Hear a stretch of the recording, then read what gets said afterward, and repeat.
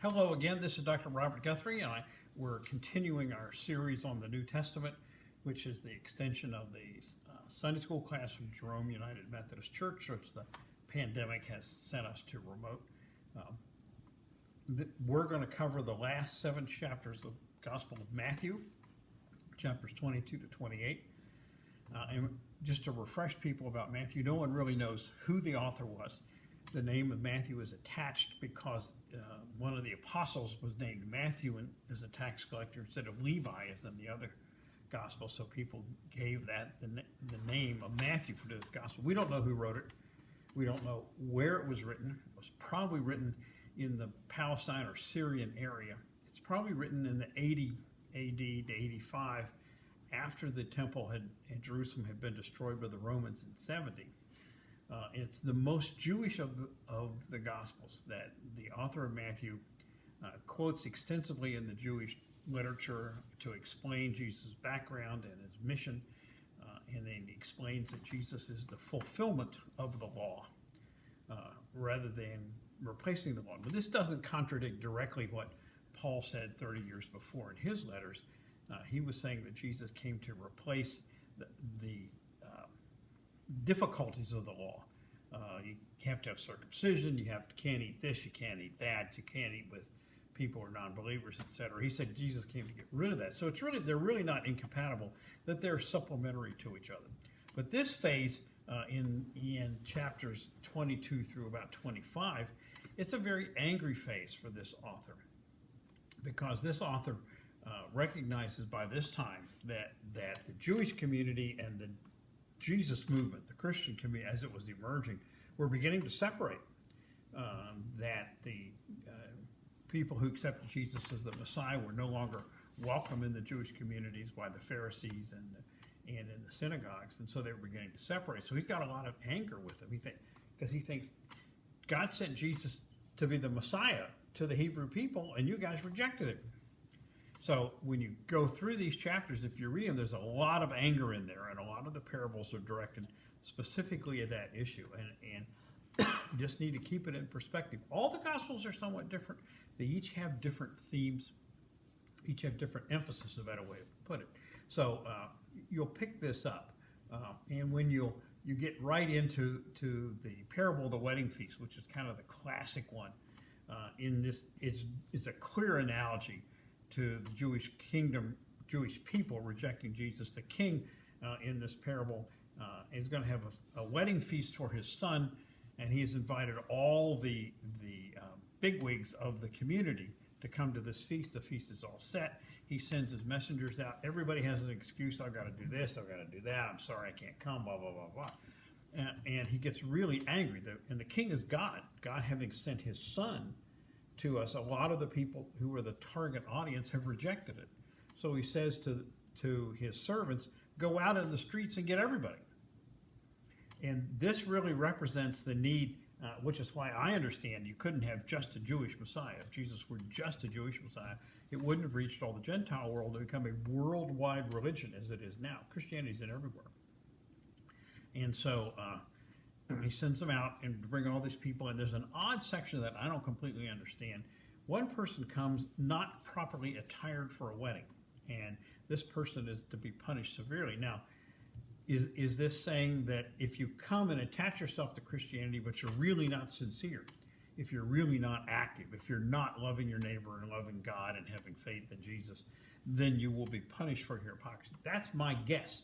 Anybody wants to send me an email and contradict me, that's fine. I mean, some of these things you really don't know what the meaning is, but you tend to try to interpret.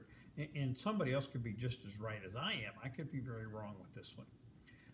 So it's an interesting, very interesting parable. Then you go on to the question about tribute to Caesar. They ask him, is it okay to pay taxes to Caesar? And he asks them for a coin. They show him a coin, and he said, whose image is on it? And that Caesar, they said, you can pay to Caesar what is belonged to Caesar, and to God what is God's. In general, this can be tricky as an axiom, and I do think that what made the U.S. Protestant and U.S. Catholic movement both extremely strong was they were not official government-supported religions. the freedom from government jurisdiction, which you don't have. You don't have the Church of England or the Church of Scotland, and you have the Lutheran national churches in Scandinavia and in Germany. In that circumstance, when you have a national church like that, it has to kowtow to the political authorities. Like the monarch of the United Kingdom of Great Britain and Northern Ireland is the head of the church. Currently, it's Queen Elizabeth. It'll be Charles when he succeeds her eventually. And that handicaps you with what you really can offer, the flexibility to have. Here in the U.S., you have all kinds of denominations, all kinds of way of looking at it. It gives it great vibrancy. So you got to be very careful with being too obsessed with pleasing Caesar, the government, because it really is a trap for many people to get into. Then they give him a story about a woman who has 7 husbands, and each husband dies, and she's passed on to the next brother.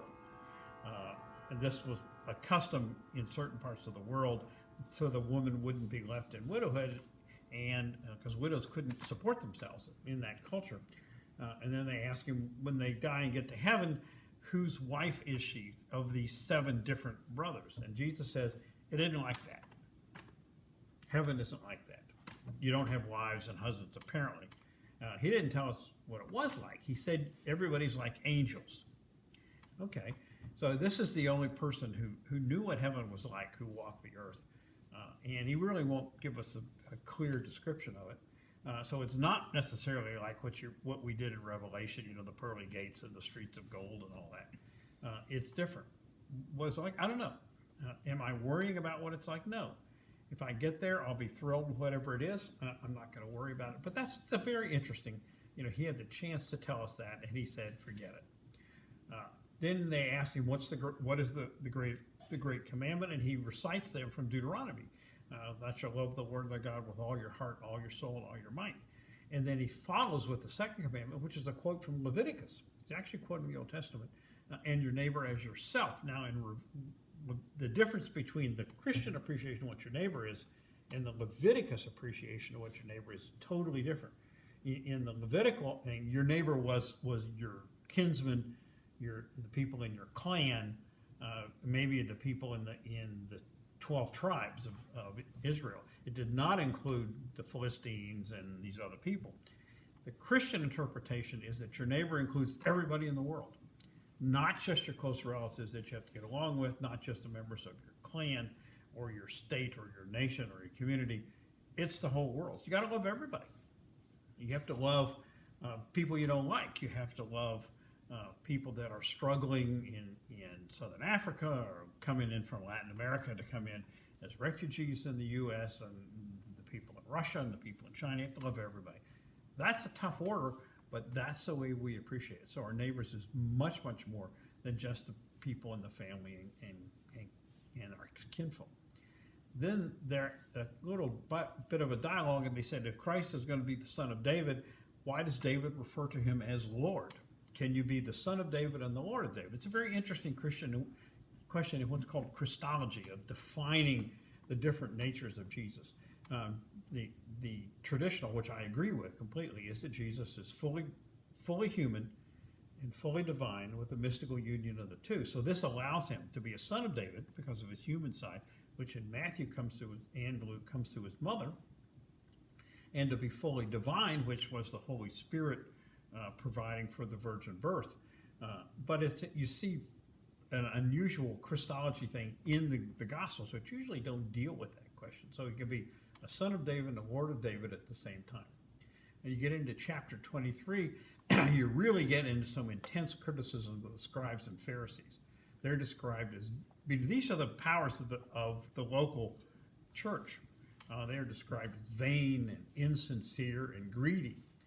And I kind of smile when I read. It's very unpleasant to read, very challenging to see this criticism, but I kind of smile because I know church people that are vain, insincere, and greedy. And I really don't think humans have made much progress, if any at all, that we really have to be careful about these things. Churches can be full of all kinds of personal things.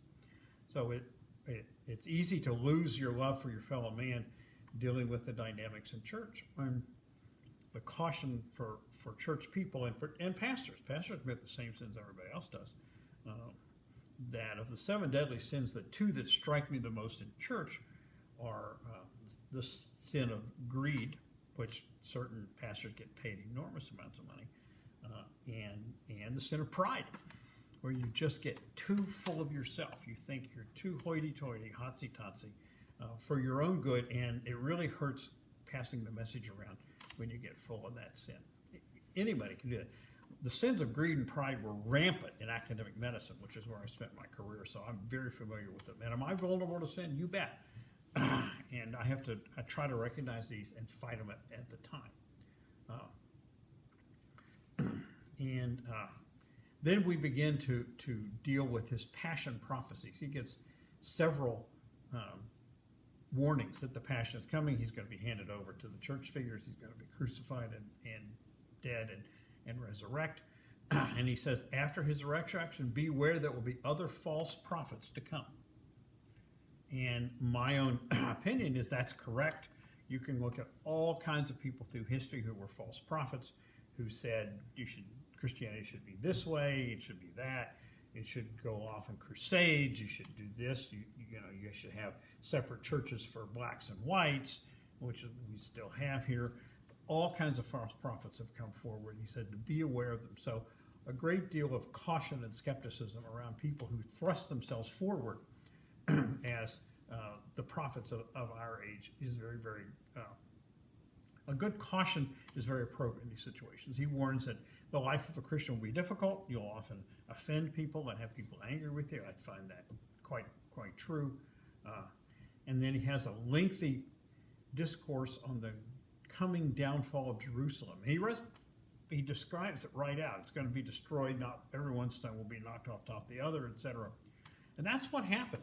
That's what happened about 40 years, 35 years after the crucifixion and resurrection. The Jews revolted against Rome. The Romans came in, besieged Jerusalem, and leveled it in 70 AD, destroyed the temple, killed all the people. And so it really, this is probably written afterwards, and it really seems to describe it right down to what happened. Chapter 24 predicts a great trauma at an unknown time, that individual traumas, that you can't live for the future because you don't know that you're going to get through the next day. There's a series, and this is not the systemic trauma of the Jerusalem thing. This is the individual trauma. Basically, you can't say, well, I'm going to put off till tomorrow being a good Christian, because you may not make it to tomorrow. People may come and be taken to the next level in time that night. This led to this chapter here in 24, led to the old Left Behind books, which came out about 20 or 25 years ago, and they were a Christian fiction. I never read it. My wife read one of them and said it was probably the worst writing she'd ever read in regards to quality of manuscript, so I never read it. And you got to be cautious about fiction. This is about the same time that the Da Vinci Code came out. And several people in the class, we were having classes in person in those days, of course, would bring in the Da Vinci Code, and what did I think of it? So I didn't know. I bought a copy on disc and listened to it in the car as I was driving around the Midwest doing professional talks. And Da Vinci Code is extremely well-written fiction. The guy's an extremely skilled writer. But it's fiction. He made it up. Just like they were, because he has Mary Magdalene going to France and all this other. He made it all up. He made it up really well. But in the Left Behind thing was fiction also. He made it up. It's fiction. So, you don't worry about these fictional things. And you have the parable of the wedding attendants, which is an interesting one about being prepared. You have 10 wedding attendants waiting for the bridegroom to come, and half of them are foolish and don't have enough oil for their lamps, and they have to go off and try to purchase more oil, and the other half had saved their oil, and they were there, and the bridegroom comes while the other 5 are away, and they're punished for being inattentive to the bridegroom. And I think the message of that is always be attentive to your Christian needs, your Christian faith, your Christian belief. Always be attentive. Don't turn away and think, well, I can fix this later, because you really can't. And then he has the parable of the talents, which is in several different forms, once in Luke also. I'm not exactly certain what the clear meaning is. The person who was given 5 talents made 5 talents more and gave it back to the master. person that had two provided to him made more, two and put it right to the master, and the person that made one just took it and buried it and hid it, and the master was angry. I'm not certain exactly what the meaning of this is, other than we should use our own talents to do the Lord's business, to propagate the faith as best we can. We should use the talents that we have. I guess that's it. And then it concludes with a prediction of Jesus coming in the last judgment, riding down and from heaven and to cast judgment on the earth. It sounds a little bit similar to Revelation without all the details. And the temple people knew that he was talking about them in all these parables, particularly the one about the king and the people not coming to the wedding feast and all that. So they've just gotten to the point where they've had enough of him. It's too scary to them. He keeps rattling their cage. He keeps getting people to stand up to them, and he calls them hypocrites and stuff. And so they decide that the temple leaders conspire with Caiaphas, the high priest. Caiaphas is the high priest at the time of Jesus, who was participant in the crucifixion. It's interesting because about 25 years ago, Caiaphas's ossuary, his bone box in first century Judaism, when you died like Jesus, you were laid out in a tomb. They would come back a year later, the flesh had all decayed, gather up the bones, put them in a bone box, which is about yay by yay by yay. Had to be big enough to hold a femur bone, the longest human bone, and they'd store you in the bone box. Well, Caiaphas's bone box was discovered by the archaeologist, and it came around, and it was at a small Jewish museum up in the Cleveland suburbs. So class took a Sunday and went up and had a road trip and saw it. So I actually seen the bone box of Caiaphas. I've seen the bone box of Jesus' brother James also, which was in Toronto briefly. So we have seen that, but Caiaphas is in the middle of this. And they're starting to plot as to what to do. In Matthew's account, Judas shows up and volunteers to betray Jesus. There's no explanation as to why he does it. In other Gospels, like in Luke, he said that Satan enters Judas's mind to get him to betray Jesus. And I always think, what would Satan be involved in this about? So my own opinion, which is just an opinion, is a guess, hypothesis is the term we use in medicine. It's a guess, is that actually Jesus told him to do it, because someone had to identify him. So they wanted to arrest him at night when nobody else could see him except his immediate followers. They wouldn't have the crowd there to defend him. So my guess is Jesus told him to do it. That's just a guess. Could I be wrong? Sure, I've been wrong lots of times. He foretells. Jesus says that someone is going to betray me during what became this Passover meal became the Last Supper. The bread is my body, the wine is my blood, and take these in remembrance of me. And that's become our most important ritual in Christianity. Baptism is our second most important, and the only two sacraments we have in the Methodist Church. The Catholics have a bunch more.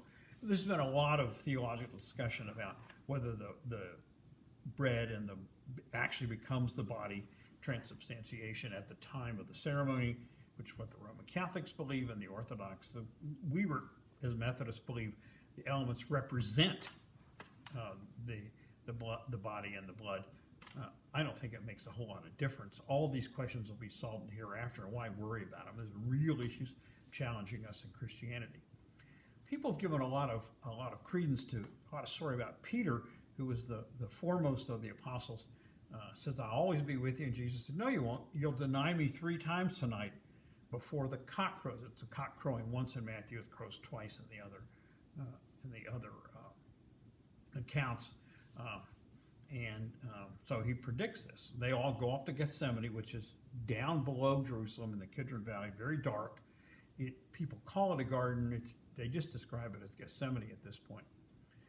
And if you get the account Jesus had, in Mark's account, he had more anguish than he does in Matthew and Luke, the 2 following accounts, and he had no anguish at all in John's account. So you do see an evolution of the understanding of Jesus as he's facing up to what's going to happen. Because Jesus was human also. In addition to being divine, he was human.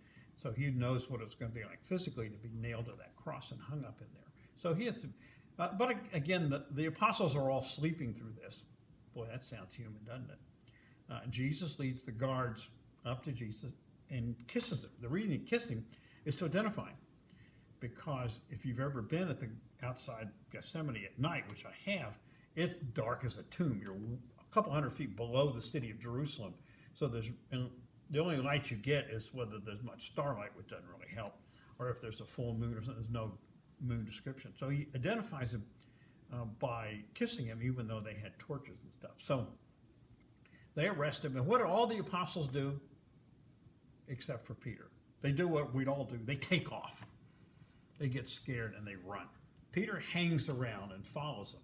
So Peter actually, even though he denies him in the future, he was the most courageous of the ones. They take him to Caiaphas, the high priest. They question him. He just sits there most of the time. Finally, they ask him, "Are you the Christ?" And he says, "Yes."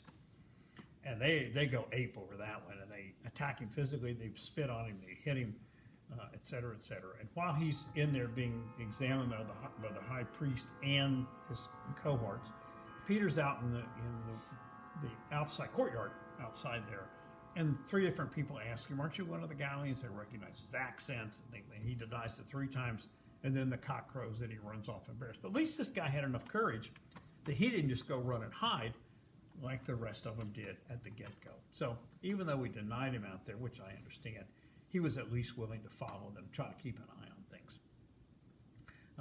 Jesus is sent to Pilate. Remember, the Jewish people were not allowed by the Romans to execute people. If they had executed Jesus, they would have stoned him. That was the Jewish execution. So the crucifixion is a Roman punishment. Romans developed crucifixion to make it a long, painful, uncomfortable death hanging up there, usually for 2 or 3 days. And you get so tired you can't breathe, and that's how you die. And so they send him to Pilate. Now, so that wasn't a case of people used to justify anti-Semitism, saying the Jews killed Christ. It was actually the Romans that did. They were all in cahoots, the high priest and Pilate. They were all in cahoots because they all did it together. But you had to have a crucifixion if you're going to have a resurrection. So it's not a big deal. It was actually part of the whole plan. You had to die publicly, and everybody know you were dead, and then come back 3 days, the 3rd day after that, alive, to show the power of the resurrection, the power that Jesus had. So, people, come up, oh, they were the Christ murderers. Then it was all part of the plan. It had to be that way. And then Matthew's gospel, the only gospel this is in, Judas repents and goes out and hangs himself, returns the money and hangs himself. It's the only suicide in the New Testament, but it's not in Mark or Luke or John. So it's an interesting point there. Pilate really doesn't want to deal with this one. He talks to Jesus, and Jesus says, "My kingdom is not of this world." And Pilate's thinking, why you bother me with this guy? Pilate was a mean, nasty guy. He didn't hesitate to crucify people and flog him and all that. He clearly wants to flog Jesus and release him, because he's really not stirring up much trouble. But the Jewish leaders are all on him, want him off their hands. He gets this warning from his wife: "Don't do this. This guy, I have this dream. This guy's an honest person and honorable." And he washes his hands publicly. This is only in Matthew again. And people who want to use this to blame the Jews for Jesus' crucifixion, saying, he transferred the authority over to them for the crucifixion. That's nonsense. Pilate had the authority. As mean as he was, he made his own choices in this. So,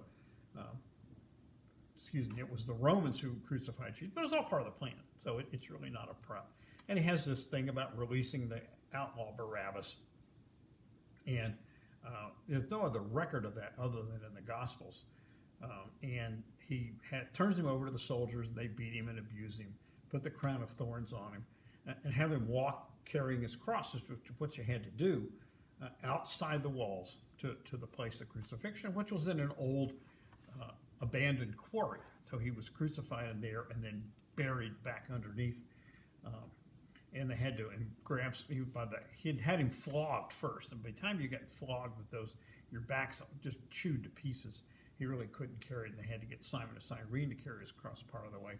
And they crucify him about 9 a.m., which is the 3rd hour, with 2 thieves. And the thieves are taunting him, and the crowd's taunting him. You could save others, you can't save yourself. At noon, they get darkness in the sky. and he dies around 3 p.m. And there's an earthquake and the darkness and the storm, and the veil of the temple is ripped in two, which means you didn't, because only the high priest could go behind the veil. So the point of having had to have the priestly intercession between you and God is over. Jesus has come and replaced that. So it's very important, even though most people don't talk about it. And Jesus dies about 3. That afternoon, this is the afternoon of Friday before the Passover Sabbath, which is Friday night at sundown to Saturday night at sundown. Joseph of Arimathea who's a very prominent, wealthy man, a follower of Jesus, comes to Pilate and said, "Can I have his body?" And Pilate was surprised, he was dead already. And he said, "Sure." So they take him and quickly bury him, put him in Joseph's new and unused tomb, seal it, and are planning to come back Sunday morning to properly prepare the body, because they had their own ritual. You would wash them down and you press them in proper type of cloth and put aromatic things around so the odor wouldn't be as bad.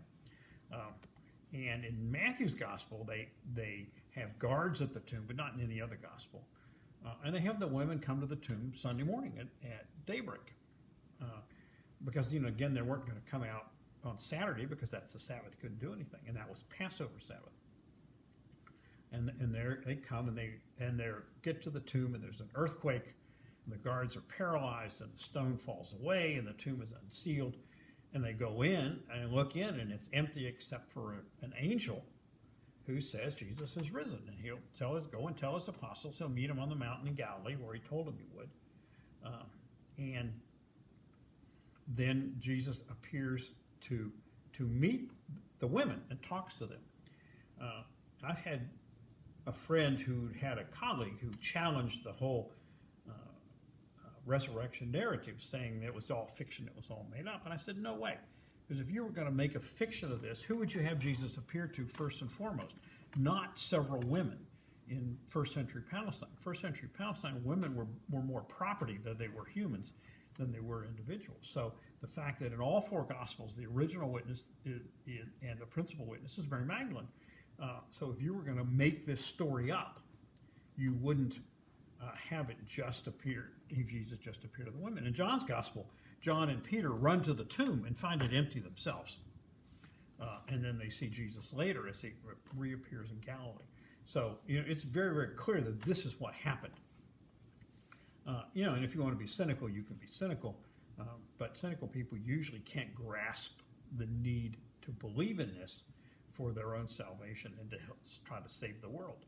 And so he does appear to the apostles in Galilee on a mountain. Again, the classic Jewish thing that the interaction between man and God, Moses on Mount Sinai, Elijah on Mount Horeb, happens on the mountaintop. The Sermon on the Mount was on the mountaintop.